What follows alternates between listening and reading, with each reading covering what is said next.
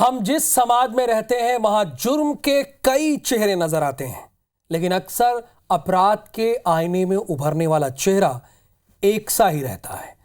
मगर राजधानी रायपुर में दिन दहाड़े हुई एक हत्या के बाद कच्ची उम्र का एक ऐसा चेहरा सामने आया जो जुर्म में पक्का है।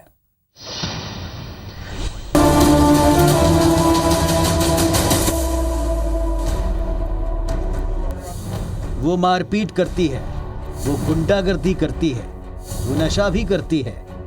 जुर्म का मासूम चेहरा, उम्र में कच्ची, क्राइम में पक्की।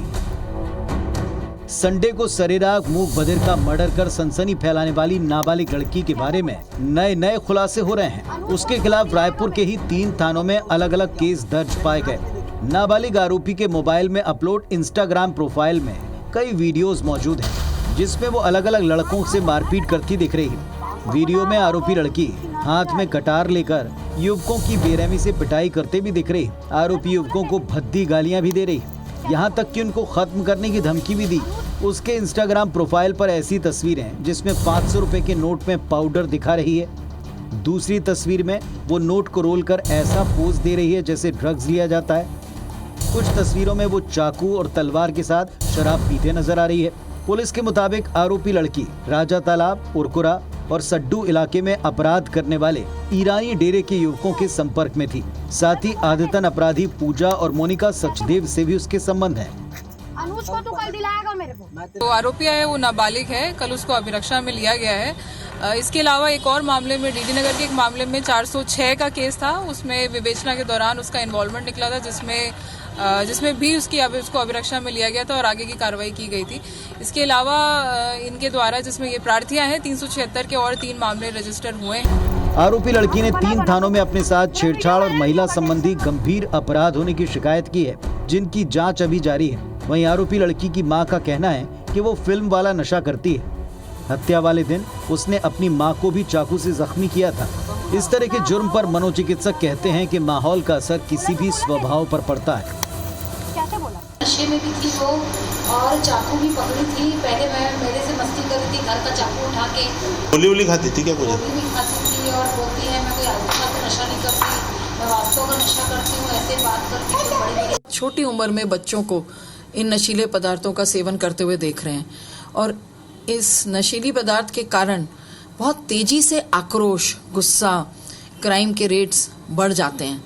ये अत्यंत जरूरी है कि हम इनकी अवेलेबिलिटी पे रोक लाएं।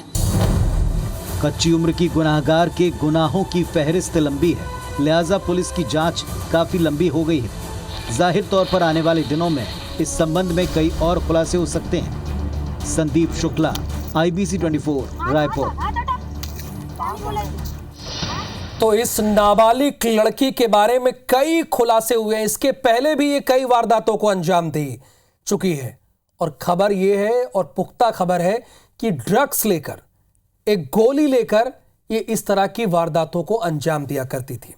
हमारे संवाददाता संदीप शुक्ला इस वक्त हमारे साथ लाइव जुड़े हैं इसी खबर पर बातचीत करने के लिए। संदीप, ड्रग्स लेकर आमतौर पर इस तरह की वारदातें ये किया करती थी, इसके कई कारनामे हैं। इसके पहले भी कत्ल की तो इसकी वारदात अभी सामने हाल ही में आई, इसके पहले भी इसने कई वारदातों को अंजाम दिया है।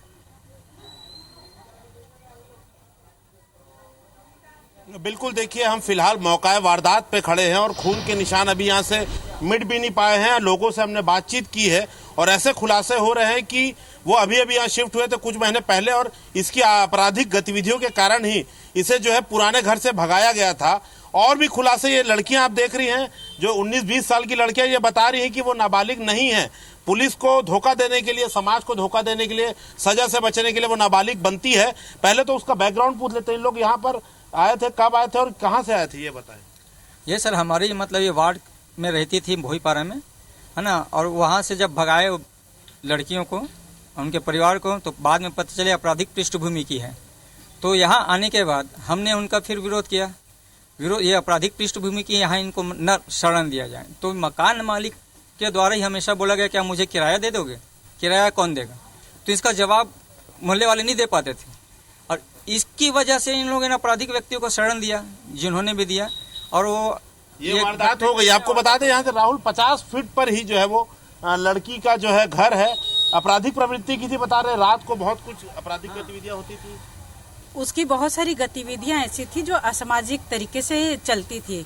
ये कहना था कि वो लड़कों को दारू और गांजा वगैरह सप्लाई करती थी, उन लोग के साथ में घूमती थी और उनको ऐसे असामाजिक जो लड़के थे उनको शरण देती थी। इसका बैकग्राउंड अगर इंस्टाग्राम में भी देखा जाए तो उसमें पता चल रहा है कि ये चक्कू छुरी चलाते हुए, लोगों को दिखाते हुए ऐसे कई प्रकार के पिक इसके निकले। आप लोग नहीं किए पेट्रोलिंग और सारी चीजों को? पेट्रोलिंग के लिए शिकायत मैंने कई बार किया सर। उससे क्या होता है कि जैसे ही पेट्रोलिंग का बोलते हैं, पुलिस वाले सिर्फ यही कहते हैं कि आपके जगह से हम लोगों ने पेट्रोलिंग कर लिया। चलिए, समय का अभाव है इसलिए संदीप आगे आपसे बात नहीं कर पाएंगे। फिलहाल इस पूरी जानकारी के लिए आपका बहुत बहुत शुक्रिया। तो आप लगातार देख रहे हैं, जो आस पड़ोस के लोग हैं वो भी इस लड़की से बहुत परेशान थे। वो खुद पूरी कहानी बता रहे हैं और एक चौंकाने वाला खुलासा ये भी सामने आया है कि वो नाबालिग नहीं है, बल्कि सजा से बचने के लिए वो ऐसा कहती थी कि वो नाबालिग है।